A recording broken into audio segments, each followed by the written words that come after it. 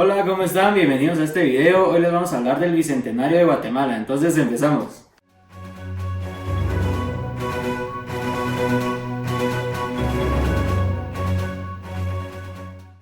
Guatemala se constituye como país independiente el 15 de septiembre de 1821. En 1822 se hace la anexión a México con las Provincias Unidas de Centroamérica. El 1 de julio de 1823 se reúne el Congreso de Guatemala con la presidencia de Julio Matías Delgado y él declaró de que las provincias son independientes a México y a España y a cualquier otra nación.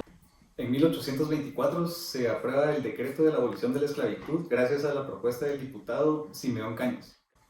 Asimismo, el 22 de noviembre de 1824, Guatemala, El Salvador, Honduras, Costa Rica y Nicaragua sancionaron una constitución que unía en una federación gobernada por un presidente, pero que dejaba amplia libertad al jefe de cada estado particular. En 1839, Guatemala sale de la Federación de la República Centroamericana.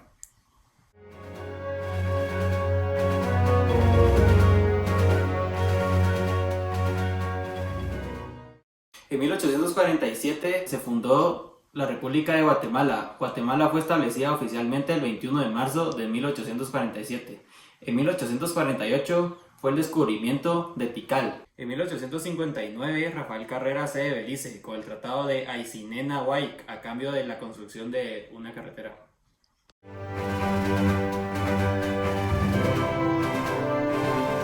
El siguiente hecho importante nos lleva a 1865 con el presidente Vicente Serna Sandoval, quien comenzó su mandato el 24 de mayo de ese mismo año hasta el 29 de junio de 1871.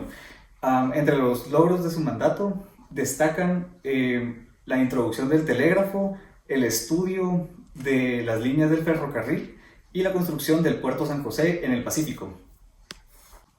Continuamos, el siguiente hecho sería en 1871, donde se lleva a cabo la Reforma Liberal, también conocida como la Revolución de 1871, en donde García Granados se convirtió en presidente provisional, gobernando hasta el 4 de junio de 1873. Él declaró la libertad de prensa, la libertad de cultos, la suspensión de diezmos y de órdenes religiosas, y expulsó a los jesuitas, además de impulsar la educación laica en Guatemala. En 1873 Justo Rufino Barrios continuó la política iniciada en la anterior presidencia, emprendiendo un vasto programa de reformas que abarcaron entre otros aspectos a la iglesia, la economía y la educación. En 1998 Manuel Estrada Cabrera se vuelve dictador de Guatemala hasta el 15 de abril de 1920. La United Fruit Company se convirtió en la principal fuerza económica de Guatemala durante su mandato.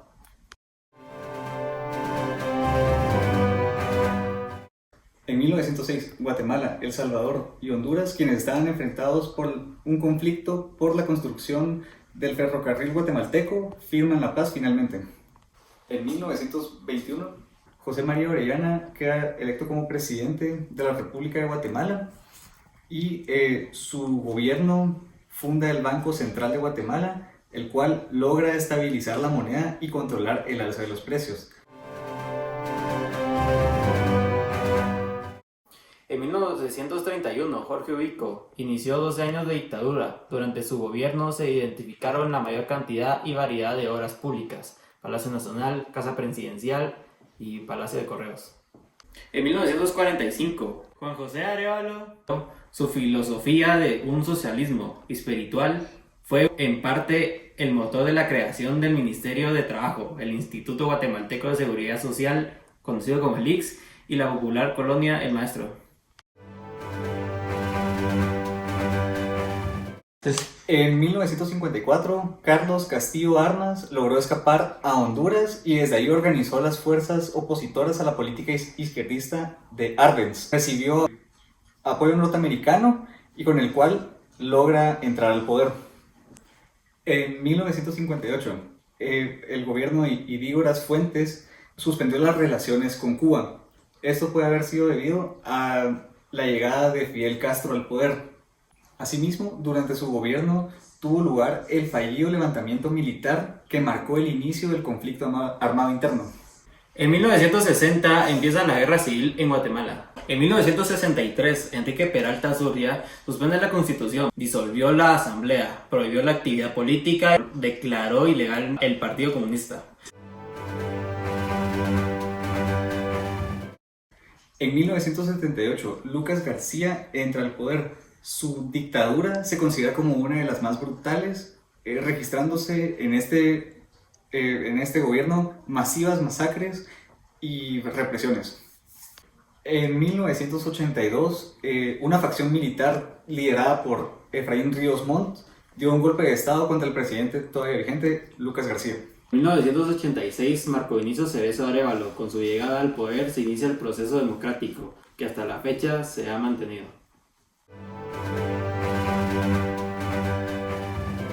En 1991, Jorge Serrano Lía reconoció la independencia de Belice.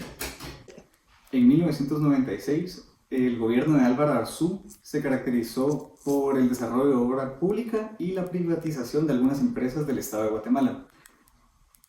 Ese mismo año termina la guerra civil, firmándose los acuerdos de paz en Guatemala, que son acuerdos que se venían llevando a cabo desde 1988.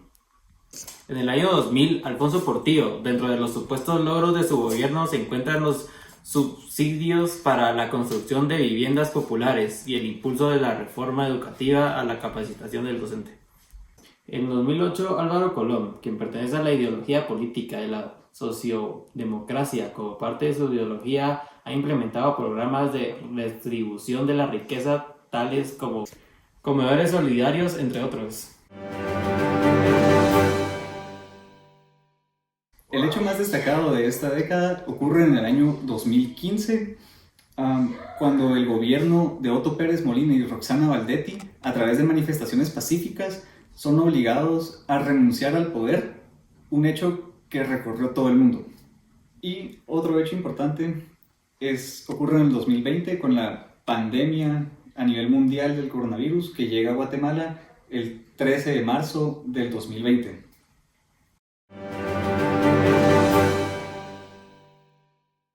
Llegamos al final de este video. En el año 2021 cumplimos 200 años de independencia, entonces gracias, espero que les haya gustado. Pueden darle like por acá, comentarios por acá y suscribirte por acá. Entonces gracias.